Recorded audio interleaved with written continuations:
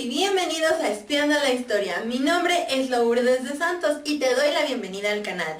Si eres nuevo por aquí, en Espiando la Historia hacemos videos para aprender la historia de una manera diferente y entretenida.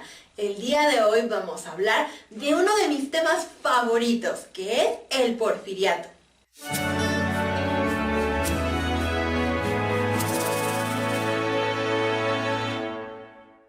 Como te decía, el día de hoy vamos a hablar de uno de mis periodos históricos favoritos, que es el Porfiriato. Ahora, dado que el Porfiriato es bastante extenso, hoy solo vamos a ver algunos aspectos relacionados con la economía. Antes de iniciar, te invito a que si no te has suscrito, te suscribas y actives la campanita de notificaciones. Además de dejarnos un like si te gusta el video, ya que con ello nos ayudas mucho a llegar a muchas más personas. Ahora sí, comencemos. Para entrar en el tema, lo primero que tenemos que saber es que la economía de México era básicamente un fiasco, con mayúsculas, desde que nos independizamos de España en 1821, ya que no había un mercado nacional integrado. Es decir, no había caminos eficientes para propiciar el comercio entre los estados y las ciudades, y había impuestos que dificultaban el comercio. Además, existía escasez de inversión extranjera, porque ningún extranjero quería arriesgarse a traer su dinero al país solo para perderlo en una de tantas guerras que hubo en esos años. Todo esto dificultó que el país alcanzara una estabilidad económica. Sin embargo, comenzó a aparecer una posibilidad hacia 1872, luego de la muerte de Benito Juárez, de quien por cierto hicimos un video la semana pasada, el cual te dejo por aquí arribita por si no lo has visto. Luego de la muerte de Benito Juárez vino el Porfiriato y allí sí que comenzó a existir estabilidad económica e incluso crecimiento. Para lograrlo, lo primero que se estableció en el gobierno de Porfirio Díaz fue la paz porfiriana. Se le conoce como paz porfiriana a la serie de políticas emprendidas por el gobierno de Porfirio Díaz para asegurar la pacificación del país. Entre estas políticas estuvo la conciliación con la Iglesia en cuanto a la aplicación de las leyes de reforma, que se aplicaban, pero no en toda su extensión, para evitar más levantamientos financiados por la Iglesia, con el ejército al otorgarles reconocimiento que demandaban desde el periodo de Juárez, y a la oposición política, a quienes incluyó en puestos importantes de gobierno. Además, Díaz centralizó la autoridad del gobierno en la figura de presidencial que él ocupaba, de modo que ningún estado se rebelara a la autoridad federal, como había sucedido en el pasado. Otro punto clave para Porfirio Díaz en su meta de lograr una estabilidad económica y en la que hizo hincapié en su informe de 1880 al Congreso fue el restablecimiento de las relaciones diplomáticas y la restauración del crédito internacional de México. Además, se hicieron esfuerzos para desarrollar un sistema bancario. En 1880, bajo la presidencia de Manuel González, se logró restablecer relaciones con Francia, Inglaterra y Alemania, de modo que se renegociara la deuda externa con ellos y sus inversionistas trajeran sus negocios a México.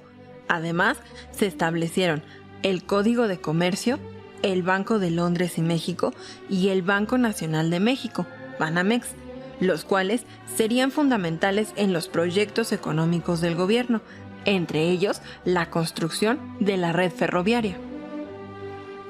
Una vez alcanzada la paz y restablecidas las relaciones internacionales en México, el siguiente paso para poder lograr el crecimiento económico fue el establecimiento de redes de comunicación. Y aunque hoy en día el término probablemente nos haga pensar en el Wi-Fi o algo similar, en el siglo XIX las redes de comunicación eran ferrocarriles, telégrafos y el novedoso teléfono.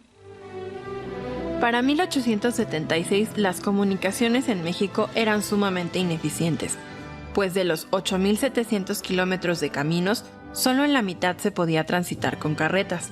Había solo una línea del ferrocarril y 9.000 kilómetros de líneas de telégrafo.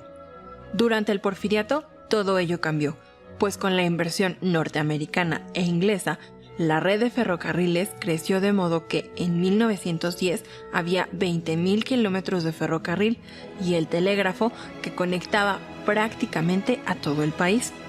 Además, se establecieron 9 rutas marítimas de barcos de vapor que unían los puertos del Golfo de México con los de la costa atlántica de Estados Unidos, con el puerto de Liverpool, Cádiz, Bordeaux y Hamburgo, y en el Pacífico con San Francisco, Filipinas, India y China, que servían para exportar productos como maderas, café, yute y henequén.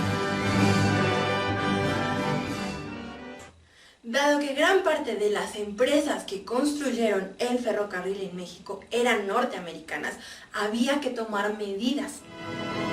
El ministro de Hacienda, José Yves Limantour, buscó que el gobierno invirtiera más en la economía del país, de modo que se tuviera una mayor libertad económica.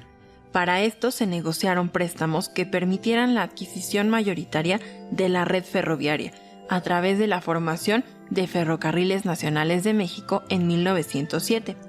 Otras medidas económicas fueron el cambio al patrón oro, anticipándose a la devaluación internacional de la plata, la promoción de la industria a través de diversos eventos, entre ellos las ferias mundiales.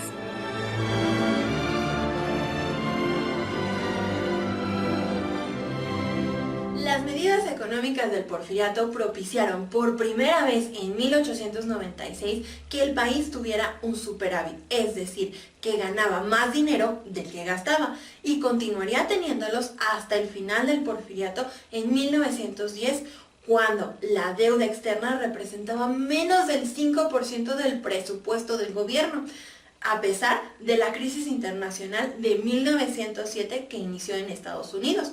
Todos estos cambios en la economía propiciaron la expansión del comercio nacional e internacional, el resurgimiento de la minería, el crecimiento demográfico, la urbanización del país, el establecimiento de la industria petrolera y la introducción de nuevas tecnologías. Bueno, eso ha sido todo por hoy. ¿Qué te parece la forma en que Porfirio manejó la economía del país? Muy interesante, ¿no? ¿Ya conocías eso sobre el Porfiriato? ¿Cambió tu forma de ver a este personaje que es tan polémico? Antes de despedirnos, te invito a que nos sigas en Facebook e Instagram como Espiando la Historia, donde también te contamos muchas otras historias muy interesantes y un poquito de nosotros. ¡Hasta la próxima!